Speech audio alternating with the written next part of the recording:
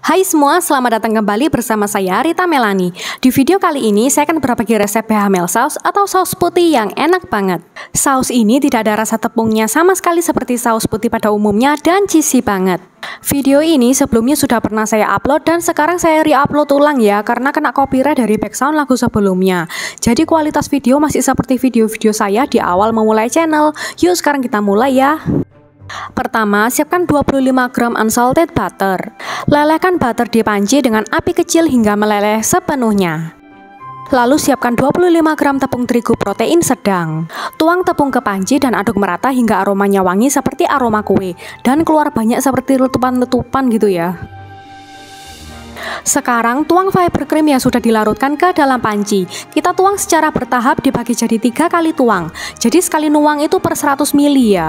Ini takarannya 75 gram fiber cream dan dilarutkan dengan 225 ml air es. Kalau tidak punya fiber cream, kalian bisa pakai 300 ml fresh milk atau susu OHT yang suhunya dingin.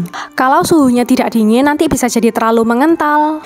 Kalau sudah diaduk rata, taburkan sejumput garam dan sejumput merica.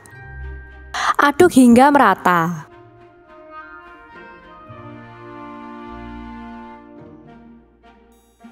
Lalu berikutnya taburkan pala bubuk sejumput. Aduk lagi hingga merata.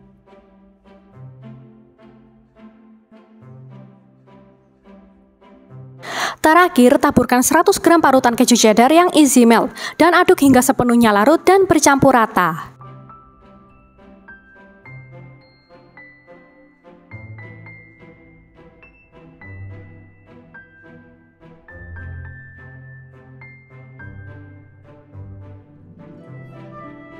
Nah, sekarang saus bechamelnya sudah siap dipadukan dengan berbagai macam masakan pasta. Oke teman-teman, sekian resep saus putih atau bechamel saus dari saya. Semoga kalian suka. Jangan lupa nonton juga video-videoku yang lainnya karena banyak banget resep yang menarik untuk kalian coba. Sampai jumpa di video-video berikutnya.